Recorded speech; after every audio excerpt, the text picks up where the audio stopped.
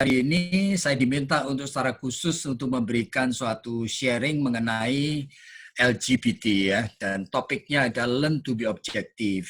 Itu artinya ya kita mencoba untuk objektif itu sesuai dengan apa adanya. Jadi saya akan mulai dengan kita itu semua adalah orang berdosa dan semua orang yang berdosa seharusnya sadar dosa kita itu seharusnya dibereskan. Jadi tidak ada di antara kita itu yang lebih baik daripada mereka yang terjebak di dalam kelemahan-kelemahan tertentu, termasuk LGBT. Ya, kita semua orang berdosa, dan dosa seharusnya dibereskan. Nah, itu prinsipnya menjadi objektif. Sekarang kita mencoba untuk memahami sebetulnya apa yang kita perlu tahu mengenai LGBT, yaitu lesbian, bisexual, transgender, queer. Dan itulah yang kita akan bicarakan pada saat ini ya. Jadi saudara, saya ingin mulai dengan hal yang sederhana dulu, yaitu mengapa ya kita membicarakan ini ya. Saya percaya sekali kita membicarakan mengenai ini oleh karena memang ada perubahan realita dan tatanan hidup memang harus disikapi ya. Jadi ini tidak menjadi sesuatu isu yang hadir menggelisahkan kita kira-kira barangkali 20 tahun yang lalu gitu. Tetapi sekarang ini kita betul-betul itu mau tidak mau harus mensikapinya. Dan itu terjadi oleh karena sebenarnya juga oleh karena keputusan daripada Supreme Court di Amerika yang mengesahkan gay marriage itu Juni tahun 2015 yang lalu.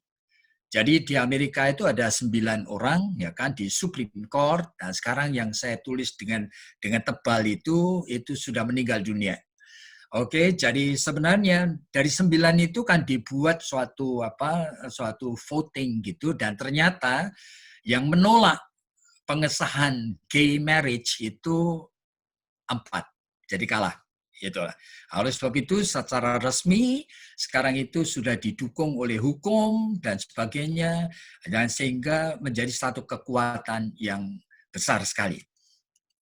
Jadi saudara juga kita itu tahu bahwa kita sebagai orang Kristen melihat bahwa hamba-hamba Tuhan itu pun makin lama itu makin toleransi ya, makin bisa menerima. Jadi sikap gereja itu semakin ambivalens dan cenderung untuk toleran dan menerima. Bahkan di antara gereja-gereja evangelical itu Injili yang percaya penuh, Alkitab tidak ada salahnya.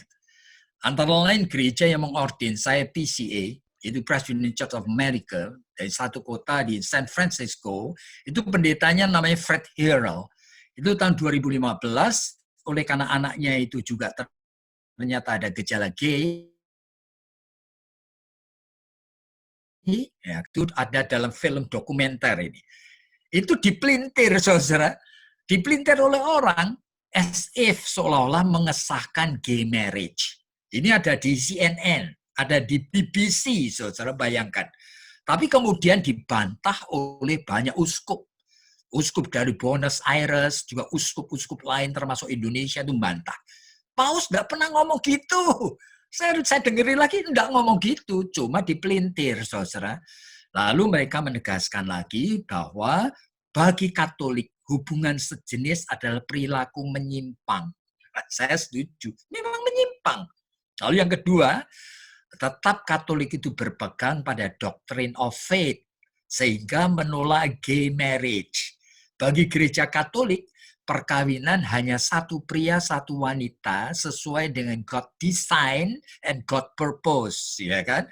Yang ketiga, gereja Katolik itu menyebut sebagai bahwa LGBT itu korban peradaban masyarakat, korban, victim, korban daripada peradaban masyarakat dan keluarga di dunia yang memang terluka. Jadi dunia yang sudah rusak ini, itu efeknya masyarakat dan keluarga jadi korbannya. Saya setuju sekali. Saya setuju. Berarti bagian dari kerusakan kehidupan manusia yang sakit. Yang efeknya 1001 macam kerusakan sosial dan psychological. I agree, 100%. Oleh karena ya memang begitu. Kita semua kan korban juga dari dunia yang berdosa. Kenapa tidak ngakui gitu loh. Yang keempat, bagi Katolik siapapun manusia adalah dia yang harus diterima dan dikasihi dan diberi hak hidup. Tetapi tanpa membenarkan tingkah laku yang menyimpang. Iya, orang nggak mau pakai narkoba, ya mau bahkan menjadi pembunuh orang pun, orang tetap juga aku hargai sebagai manusia. Kan begitu.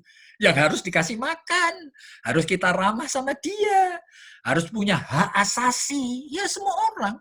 Iya, tapi tidak punya hak untuk menularkan yang merusak sesama manusia. Jadi karena berdasarkan civil union yang melindungi hak asasi manusia, termasuk kalaupun sudah menikah sejenis. Sudah menikah sejenis, tetap kita hargai. Karena ini manusia. Gitu. Cuma kita tidak setuju kalau itu dianggap pernikahan yang resmi. Oleh karena apa? Manusia, laki dan perempuan saja yang menikah itu sebagai manusia. Oke? Orang itu kalau mau hubungan seks itu termasuk dengan binatang juga bisa hubungan seks. Jadi boleh menikah sama binatang? Lah itu hak apa? Ya begitu toh. Nah, di Indonesia kita memiliki kondisi yang sedikit berbeda. Oleh karena apa? Mayoritas agama di Indonesia menolak LGBT. Menolak itu tidak sama dengan membenci, saudara. Sama seperti kita menolak pemerkosa, menolak akan bandar narkoba, ya menolak gitu loh. Dan disebut istilah pengurus Pusat Penghimpunan Dokter Spesialis Kedokteran Jiwa Indonesia menetapkan ya kan 2016 bahwa homoseksual, biseksual dikategorikan ODMK, yaitu orang dengan masalah kejiwaan. Lalu transseksualis dikategorikan ODGJ, orang dengan gangguan jiwa. Itu di Indonesia. Jadi kita beruntung di Indonesia itu masih ngerti bagaimana supaya membedakan antara orang yang sehat dan orang yang sakit. Gitu. Tetapi hati-hati di sini.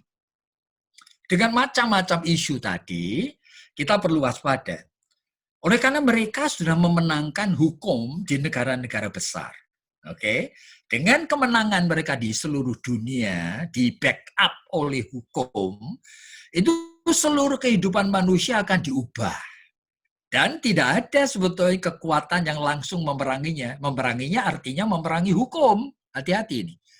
Dan ini bukan hanya merelatifkan pernikahan mereka itu, dan merelatifkan keluarga yang Allah tetapkan, karena mereka akan memiliki segala kebebasan untuk menularkan deviation mereka pada semua orang, terutama anak-anak. Melalui film, ya, pendidikan di sekolah. Saudara terpaksa di sekolah, anak-anak harus bisa menerima. Oleh karena gurunya pun seringkali gay. Nah, didukung oleh apa? Oleh hukum, saudara. Jadi kalau anak dari kecil itu menerima, lalu bagaimana? Nah ini dibayangkan ya, seperti apa kelanjutannya. Jadi bahkan ingat baru-baru ini itu ada berita ribuan anak di bawah umur dijadikan pelacur laki-laki untuk melampiaskan itu nafsu bejat dari orang-orang seperti ini. Bayangin. Dan ini merupakan apa? Itu merupakan realitas, saudara. Jadi bagaimana kita ini? Apa sebenarnya? Dan siapa sebenarnya LGBT? Jadi istilah ini hanya istilah singkatan lesbian, gay, bisexual, transgender, dan berbagai variannya. Seringkali disebut queer, intersex, dan sebagainya. Nah, mereka adalah individu-individu yang mempunyai orientasi tingkah laku seksual yang menyimpang dari kewajaran. Yang namanya sexual deviation. Nah, latar belakang penyebabnya kita harus objektif. Gitu loh. Yang pertama, Alkitab itu juga ngomong, saudara, bahwa sejak manusia jatuh dalam dosa, itu segala macam possibility, kerusakan bisa terjadi. Segala macam sudah, name it, ya kan? Manusia bisa segala macam melakukan dosa. Dan ada berbagai juga unsur-unsur herediter yang rusak. Yang mungkin wrong, kerjanya tidak appropriate, yang imperfect. Nah, sejak conception, misalnya Matius pasal 19 ayat 12, Yesus mengatakan apa? Ada orang lahir itu dengan kelainan seks. Mirip seperti orang yang dikebiri. Nah, zaman itu kan belum ada istilah-istilah seperti sekarang. Mirip seperti orang yang dikebiri, yaitu bicara mengenai transseksualis, gitu ya. Yang sebetulnya itu mungkin itu semuanya dari luarnya kelihatannya laki, tetapi kemudian dia itu merasa dirinya perempuan, jiwanya perempuan, begitu loh. Sehingga ingin biasanya meminta bantuan akan medical atau apa untuk apa? Untuk melakukan transplantasi alat kelamin. Ya aja seperti orang-orang seperti Dorce, Galatama, Tata Lim, Ivan Renaldi, yang dulu disebut waria itu. Nah ini adalah orang-orang yang malang. Tapi jumlahnya dikit banget, saudara. Transseksualis ini dikit banget. Saudara, jangan saudara pikir LGBT sama dengan itu. Mereka ini sekarang dipaksa masuk di dalam movement LGBT. Tadinya oke-oke aja.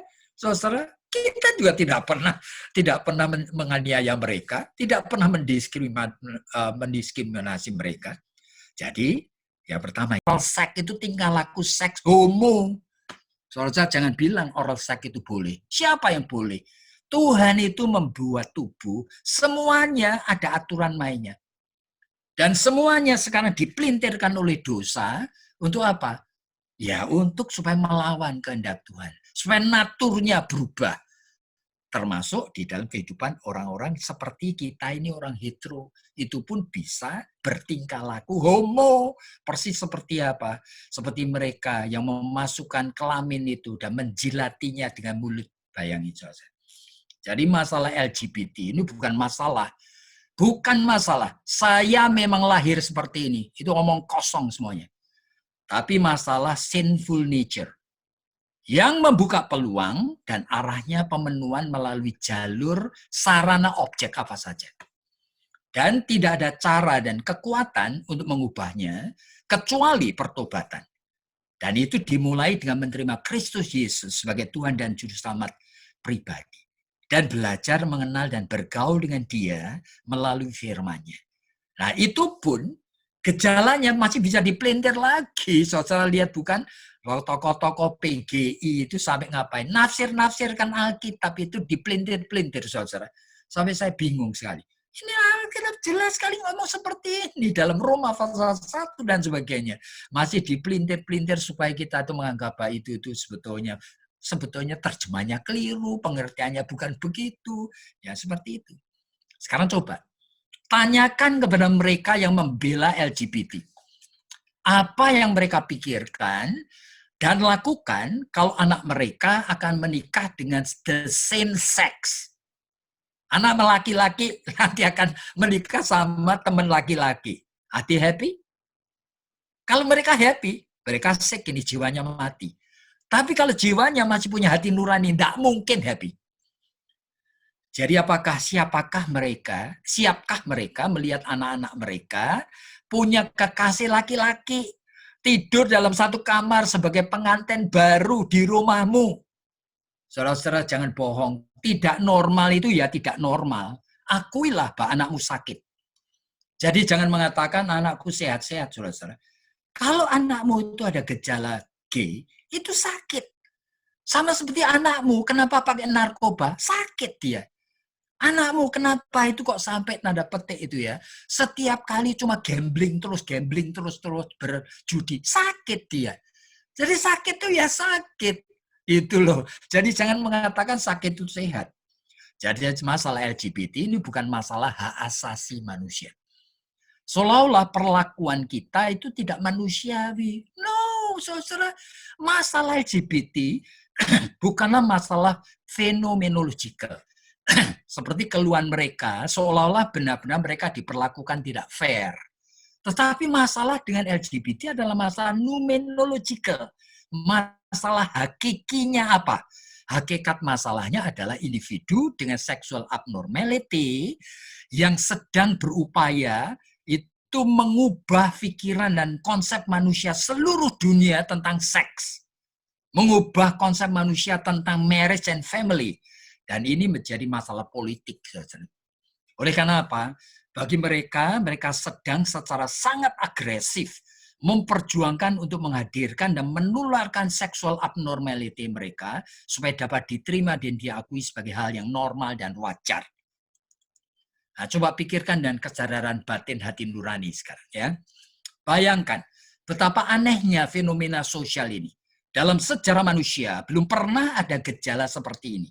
Di mana individu-individu dengan kelainan atau deviation itu memperjuangkan upaya mereka untuk dapat mengubah tatanan hidup manusia. Semua manusia mau diubah. Jadi mereka bukan memperjuangkan hak asasi manusia, tetapi hak untuk mempopulerkan ketidaknormalan mereka supaya dapat diterima sebagai pilihan hidup. Nah, itu mereka berjuang seperti itu. Oke, apa yang harus kita lakukan? Yang pertama, kita harus take it seriously. Jadi tidak pernah ada dalam sejarah manusia di mana kelainan jiwa memperjuangkan hak mereka untuk diterima dan diakui sebagai manusia yang normal. Jadi homoseksuality itu benar-benar dipakai setan menjadi means and instrument untuk menghancurkan lembaga pernikahan dan keluarga yang Allah itu sudah bentuk. Karena Muslim, sebagian besar, adalah akibat dari dysfunctional family yang menyebabkan rule confusion. Maka gereja itu harus menjawabnya dengan apa? Juga harus menjawab dengan fokus pada pembangunan keluarga.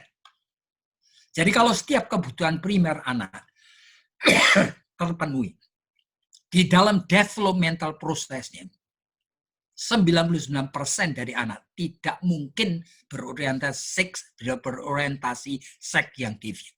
Tidak mungkin. Jadi itu hanya terjadi di dalam rumah tangga.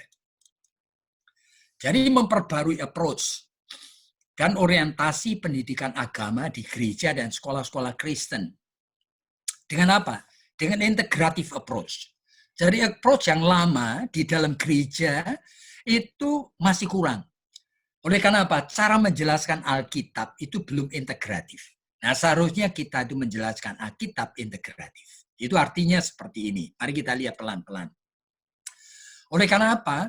Oleh karena kita selalu berasumsi bahwa orang Kristen yang datang gereja dan aktif di gereja itu adalah orang-orang Kristen yang siap untuk mengenal dan bergaul dengan Kristus. Realitanya tidak begitu. Nah, ini saudara James Fowler itu di dalam stages daripada faith, dia menemukan ternyata ada 7 stage. Dan ternyata saudara stage yang faith yang seperti ini, itu saudara harus pahami. Sebagian besar dari orang Kristen mungkin itu cuma undifferentiated faith, yaitu orang Kristen datang gereja tidak ngerti tujuannya apa, cuma seneng-seneng aja datang gereja. Saudara, bahkan ada yang stage-nya itu 2 lebih baik daripada yang pertama, yaitu intuitif, projective, yaitu orang Kristen datang gereja seneng. Oleh karena apa? Ya oleh karena ada yang disenangin, mungkin oleh karena temannya ke gereja, oleh karena pacarnya ke gereja, oleh karena suasana gereja menyenangkan, dan dia datang terus, tetapi dia belum menyukai dan belum berpikir mengenai firman Tuhan, apalagi mengenal Tuhan secara pribadi. Dan ada orang yang datang ke gereja dan kenal kepada Allah itu oleh karena mythical literal faith, yaitu oleh karena kebutuhannya akan Tuhan. Sehingga kalau ditanya ngapain kamu percaya pada Tuhan Yesus, pada Allah yang hidup, ya oleh karena kalau aku sakit aku doa sama siapa, kalau aku pengen supaya aku maju di dalam usaha aku doa sama siapa. Nah, ini adalah orang-orang yang isi doanya cuma minta-minta, tapi sebetulnya dia sama sekali belum ada kebutuhan untuk kenal akan Tuhan. Bayangin. Sehingga saudara tingkah lakunya kadang-kadang mythical. Oleh karena apa? Oleh karena kadang-kadang tingkah lakunya menjadi sangat istimewa sekali seperti mythical begitu. Misalnya, waduh mamaku kena cancer. Oleh karena mamaku kena cancer, aku terpaksa doa dan puasa. Berapa lama? 3 bulan. Ajaib saudara. Tapi orang ini tidak pernah baca Alkitab. Dia bahkan tidak tertarik untuk berpikir Tuhan yang hidup itu seperti apa, saudara. Cuma butuh berkatnya. Dan untuk mendapat berkatnya, dia akan bertingkah laku seperti itu. Dan orang yang barangkali lebih baik lagi sedikit, namanya sintetik konvensional, itu sudah bisa menghafalkan apa yang diajarkan oleh pendetanya. Tetapi sama sekali dia belum pikir bagaimana mengenal dan bergaul dengan Tuhan. Baru pada fase individuatif reflektif. Nah, ini fase orang sudah mulai seriously tahu kalau Allah itu hidup, seharusnya saya kenal dia. Sehingga meskipun yang khotbah itu orangnya aku tidak kenal, tetapi aku percaya orang itu dititipin firman oleh Tuhan, sehingga aku catat khotbahnya. Kenapa Tuhan ngomong sama aku? Nah, kenapa Pak Yakob ngomong ini dalam hubungan dengan LGBT? Oh iya, oleh karena peran gereja. Gereja harus waspada. 90% anggota gereja itu masih sampai pada fase sintetik konvensional saja.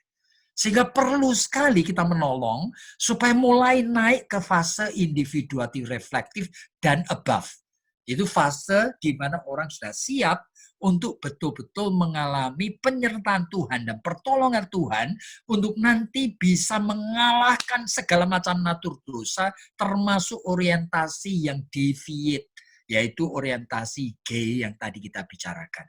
Jadi untuk itu saudara secara singkat saja supaya tahu apa yang sedang saya bicarakan ini, supaya kita melihat jiwa manusia itu seperti ini. Jadi kalau saudara itu seperti individu ini, maka jiwa saudara itu kalau individu indifferentiate fit, itu kebenaran firman Tuhan, dan ini adalah jiwa saudara, psychological reality. Jadi kebenaran firman Tuhan itu meskipun mau dimasukkan terus-menerus dalam jiwamu, jiwamu itu menutup, tidak pernah bisa betul-betul itu mempengaruhi dan mengubah jiwamu. Makanya namanya indifferentiate fit. Tapi kalau struktur jiwamu lebih baik lagi dikit, kebenaran firman Tuhan, dan ini adalah wadah yaitu jiwamu, kebenaran firman Tuhan itu ingin dimasukkan dalam jiwamu, tetapi oleh karena kamu baru intuitif, baru feeling saja, jiwamu itu memberikan respon, tetapi tidak mengizinkan firman itu masuk. Jadi hanya bertemu di dalam simbol-simbol yang subjektif feeling saja. Iya, merasa senang mendengarkan puji-pujian, datang gereja, gitu-gitu aja. Jadi kalau sampai jiwamu itu levelnya mythical literal, kebenaran firman Tuhan, dan ini adalah wadah jiwamu, ingin dimasukkan, jiwa ternyata kebenaran firman Tuhan tidak bisa masuk. Dan jiwamu nanti akan memberikan respon. Tapi responnya itu beda dari yang tadi. Sekarang responnya adalah pengalaman mythical gitu. Sehingga kamu bisa menjadi seorang yang rajin doa dan puasa sampai berbulan-bulan, ajaib. Padahal kamu tidak atau belum kenal Tuhan dan belum punya kebutuhan kenal Dia. Dan kalau sampai jiwamu itu adalah pribadi sintetik konvensional, ini adalah kebenaran firman Tuhan dan ini adalah wadah jiwamu, maka kebenaran firman Tuhan itu seharusnya masuk dan jiwamu ternyata itu juga meresponi, tidak mengizinkan itu masuk. Tapi perjumpaannya di mana? Dengan kebenaran firman. Adalah di dalam tingkah laku etika. Oleh karena kamu itu orang yang sudah 10 tahun di gereja, ya seharusnya kamu ikut melayani, kamu ikut ngajar sekolah minggu, kamu ikut nyanyi di vokal grup yang gitu. Tapi kalau mau jujur, kamu tidak pernah betul ingin kenal dan bergaul dengan Tuhan. Buktinya, tidak ada waktu secara pribadi kamu alone with God dan mencari hadiratnya. Dan ini baru nampak individuatif reflektif, yaitu jiwamu mulai responsif sekarang. Nah, gereja mau menghadapi LGBT mesti waspada ini. Jadi pada saat firman Tuhan mau masuk, ternyata bagi orang individuatif reflektif, jiwanya sudah membuka, masuk ke dalam. Dan kemudian jiwanya memberikan respon. Sehingga terjadilah suatu pengalaman pribadi dengan Tuhan. Jadi terjadi genuine integration. Apalagi kalau yang konjunktif itu lebih bagus lagi. Di mana kebenaran firman Tuhan itu, dan ini adalah wadah jiwamu, kebenaran firman Tuhan mau masuk dan boleh masuk. Dan ternyata jiwanya responsif. Dan bukan hanya pengalaman dengan Tuhan yang baru, tapi saudara punya pengalaman yang baru dengan Tuhan. Dan di setiap kali punya pengalaman yang baru, sehingga saudara adalah orang yang terus-menerus diperbarui dalam hidupmu. Jadi on becoming a new person. Apalagi jika saudara ada pada level tertinggi, di mana firman Tuhan di sana, dan ini adalah kondisi jiwamu, dan betul-betul masuk. dan firman Tuhan mengubah seluruh hidupmu. Dan itu barangkali cuma 1-2 orang aja dalam hidup ini yang terjadi. No more me, sehingga jiwamu itu hilang. Aku kehilangan aku yang sesungguhnya. Oleh karena sekarang Kristus yang hidup di dalam diriku. Jadi Christ itu hidup di dalam diriku. Jadi saudara, kita sampai kemana ini? Jadi saudara, kita itu perlu sekali mengajarkan kepada jemaat supaya kita itu betul-betul tahu.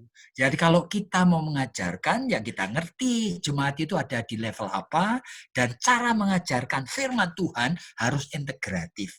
Nah, integratif saya kasih contoh sederhana aja. Misalnya mengambil dari 1 Samuel pasal 26 ayat 8, itu ketika Daud dikejar-kejar oleh Saul, dan ketika itu Saul ada di gua, dan tentara yang mendekati Daud mengatakan, biar aku bunuh Saul malam ini, lalu kamu akan jadi raja. Tapi Daud itu diurapi Tuhan. Satu tidak mengatakan, jangan sekali-kali. Aku tidak mungkin membunuh orang yang diurapi Allah. Jadi semua teologi yang baik, termasuk yang diajarkan di gereja-gereja, biasanya mirip seperti teologi reform ini, yaitu Daud diurapi Tuhan, sehingga tidak mau dia melakukan sesuai dengan kemauannya sendiri. Do it his my own way. Tidak mau dia. Dan tidak mau melakukan shortcut rencana Tuhan. Aku ingin jadi raja sekarang, tidak mau. Dan ini kita dengan teologi yang integratif itu sama, tapi masih plus. Jadi kalau teologi integratif pada saat menafsirkan ayat seperti ini, masih sambil plus. Ingat, ayat-ayat lain seluruh Alkitab itu ngomong apa mengenai Daud. Ya kan? Kalau Daud itu tidak mau untuk membunuh Saul, kemungkinan juga ada sebab-sebab yang lain. Misalnya, Daud memikirkan dan menggumuli, ya kan? Coba lihat psychological reality dalam diri Daud. Yang mungkin, mana mungkin Daud itu akan membunuh ayah dari Yonatan, sahabatnya yang luar biasa baiknya. Yaitu mertuanya, yaitu ayah dari Mikal, istrinya yang saat itu belum ada masalah sama Daud. Mana mungkin? Tidak mungkin. Lalu, mana mungkin Daud mau menjadi raja dengan cara coup d'etat? Tidak mungkin. Di mana kakak-kakaknya pun saat itu masih menjadi prajuritnya Saul. Mana mungkin Daud itu? Ya kan? Hanya sekedar oleh karena seorang yang selalu diurapi Allah. Tidak selalu. Pengurapan Allah tidak selalu hadir begitu aja. Ada saat Daud itu menjadi penjina dan pembunuh. Psychologically itu sangat serius.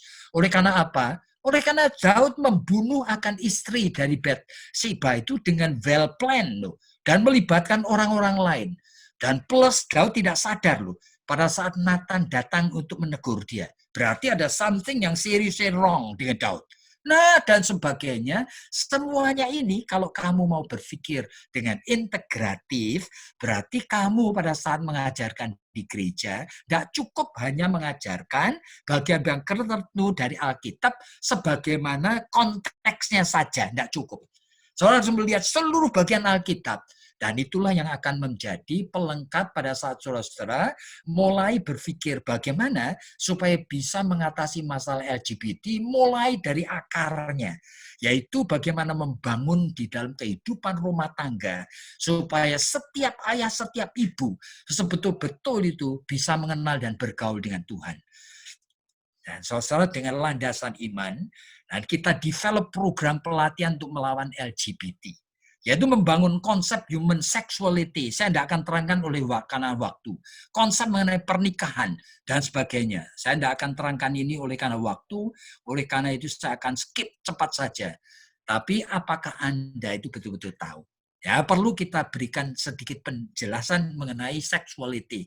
Bahwa sexuality, physically dan chemically, laki dan perempuan itu beda. Sehingga saudara harus tahu, sehingga jangan percaya bahwa sama aja dan ada hal yang spesial di dalam kehidupan orang homo. Ternyata tidak begitu. Apakah Anda mengerti apa itu dosa dan mengapa Allah membenci dosa? Dan saudara itu tahu juga, setiap orang berhak untuk mendapatkan happiness. Tetapi happiness yang didapat tidak seharusnya melalui jalur yang keliru. Setiap orang berhak untuk mendapatkan kenikmatan, pleasure, termasuk sexual pleasure. Iya, tetapi juga tidak boleh memakai sesuatu sarana yang tidak benar. Ini ya. Dan bagaimana etika Kristen menghadapi akan LGBT? Nah, saudara bisa membedakan kelompok LGBT yang jiwanya quote-unquote masih normal dengan kelompok LGBT yang plus. Nah, quote-unquote LGBT yang normal itu, tanda petik, mereka tidak nampak, saudara, seperti dokter, insinyur, apa, bahkan orang-orang menjadi senator di Amerika yang LGBT, mereka tidak kelihatan.